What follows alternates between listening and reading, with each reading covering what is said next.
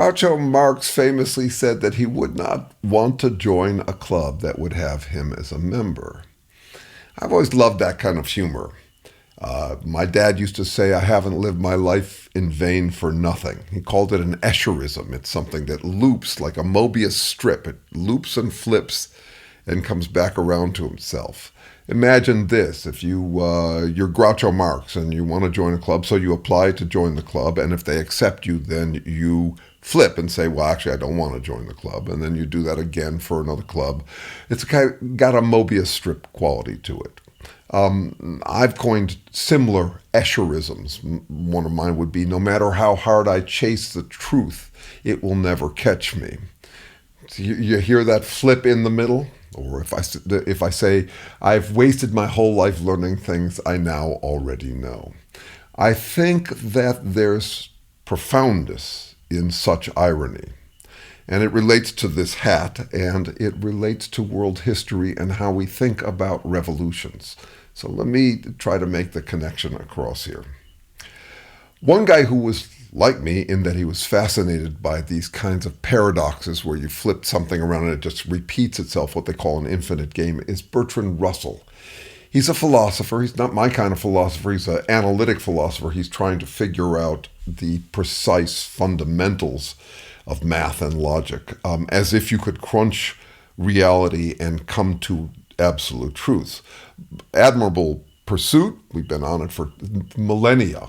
But I'm over that, and largely because of these ironies. So these paradoxes and ironies. I do love what he says, though, about philosophy. He calls it a peculiarly stubborn attempt to think clearly, and amen to that. I love that. I'd go further. I'd say that it's a fruitful exercise in futility. Like Groucho, finding a club that he would join that would have him. So Bertrand Russell sees a problem in logic, and he describes. It's called the Russell's paradox, and it's a little complicated to understand because you got to wrap your mind around the idea of whether a set that contains all sets that do not contain itself contains itself. But he also explained it in terms of what he called the Barber's paradox. So imagine you got this town, small town, one barber. There's a law in the town. Never mind why. If the barber only shaves those people who do not shave themselves.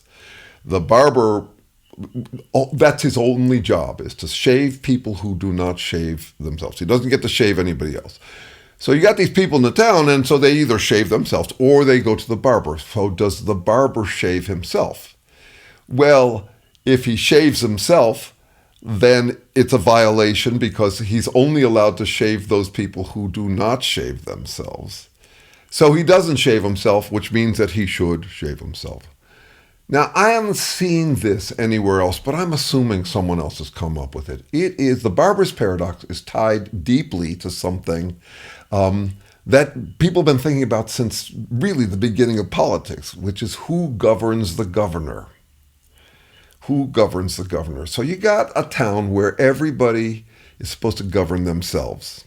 And the governor only governs those people who do not govern themselves. Well, does the governor govern himself? He does if he doesn't, and he doesn't if he does.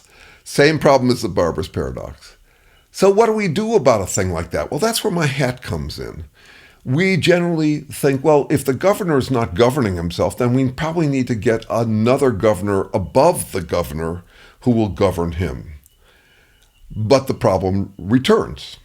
What if God screws up? Well, you should have a higher God who would control that.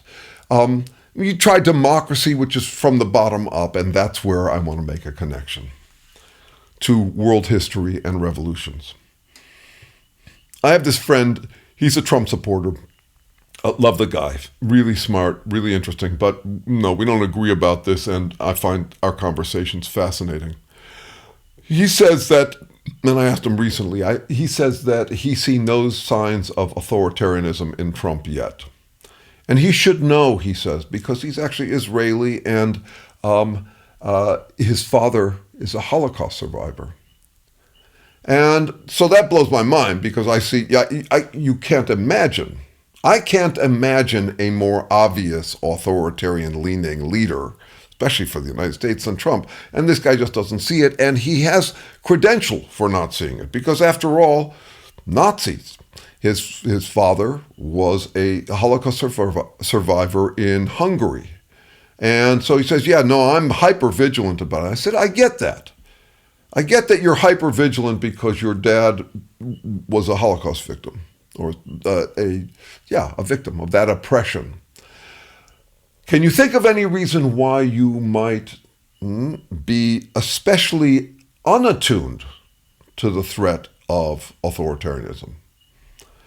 And he thought a while, which is why I like this guy. If I ask him a question, he'll actually think about it. That you don't get that from many Trumpists. He said, well, no, other than, universal potential error. That is, I could be wrong about anything. He agrees with that, but it's kind of a generic answer. I said, I can think of reasons. You want to hear why? And he said, sure. Well, if you look at history, what happens to revolutions? When you have a governor who is not governing himself, you'll generally get a population, a leader, a revolutionary, a populist leader who wants to overthrow that governor or dominate that governor. That is, you want to supplant one governor with another governor. And so we believe in these revolutions, and yet if you look at them historically, they almost always end up being the next ungovernable governor.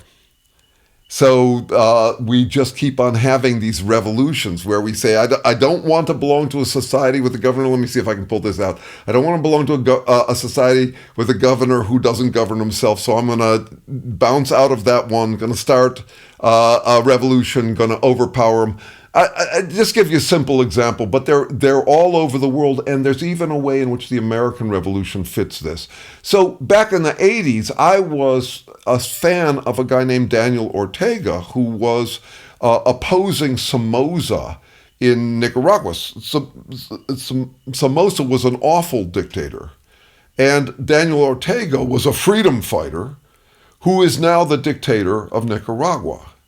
I assume by this point that when you have a populist revolution, to overthrow a bad leader, the default state would be for the bad leader to be replaced by one as bad, if not worse.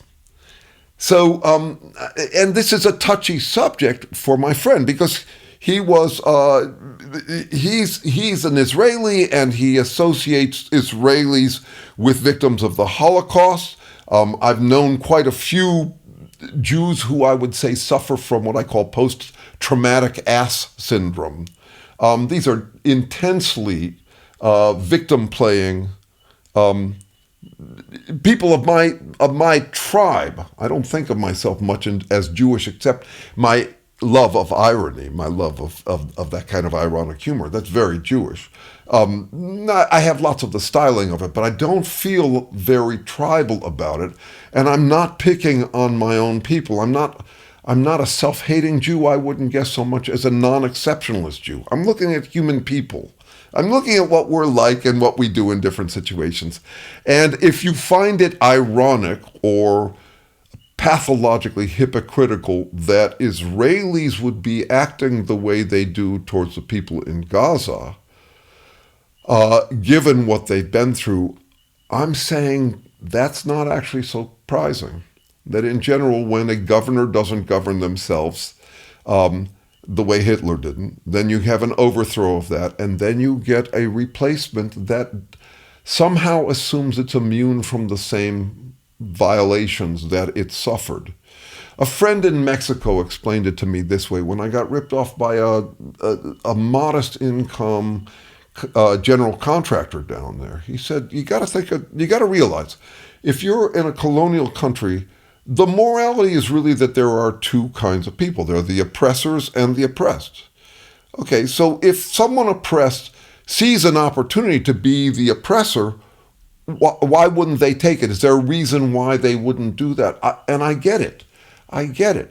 So if you have been oppressed, or if your people have been oppressed and you're taking credit for it, the people I know, the conservative MAGA supporting Jews I know who I suggest suffer from post-traumatic syndrome, they haven't actually lived that rough a life, but they do take credit for the victimization that their ancestors suffered. I've had an incredibly lucky life as a Jew. The only anti-Semitism I've ever met is in the troll comments on my videos here. Big nose, you lie, that kind of stuff. And it's not exclusive to Jews. That's my point. That you can get post-traumatic ass syndrome out of any population that has been through victimhood. They would tend to want to cling to their victimhood, say no deed too dirty for a victimized saint like me. You get that from the Christians, you get that from blacks, you get that from, who wouldn't take that opportunity if it was offered to them, is my point. So let me see if I can summarize this ramble. I am interested in those infinite games, which are basically Möbius strips. They're called work cycles in physics. It's basically like a reciprocating engine. You go around halfway and then something flips and it goes back the other way and you come back around to the beginning. I never want to join a club that would allow me to be its member. So that's an example of that. Or I haven't lived my life in vain for nothing. Or no matter how hard I chase the truth, it will never catch me. These are ironic things that keep them going around. The liar's paradox is the most fundamental one we think of. I am lying, which is true if it's false and false if it's true.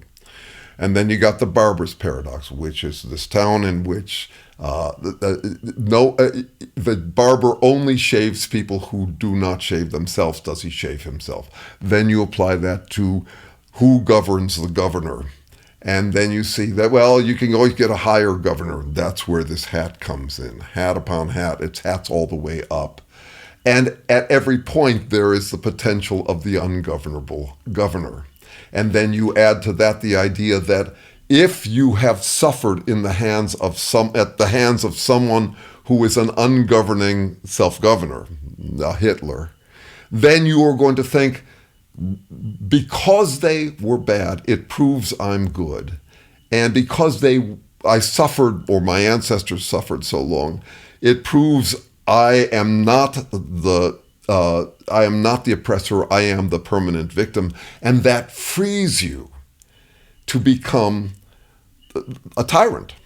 Look at Trump. No deed too dirty for a saint like him. He's the constant victim of witch hunts. And the whites have been unfairly treated in the United States, that sort of thing. I'm saying this continues and is fascinating to me, has been fascinating to me a long time, this relationship between paradoxes and politics. I'll be playing with it more. If you're interested in more depth about this kind of stuff, the paradoxes, irony, all of that, you might look at my series. I did a podcast on irony, and I also did just a video series called Irony is Your Superpower, which is an ironic title. Thanks for watching. See you next time.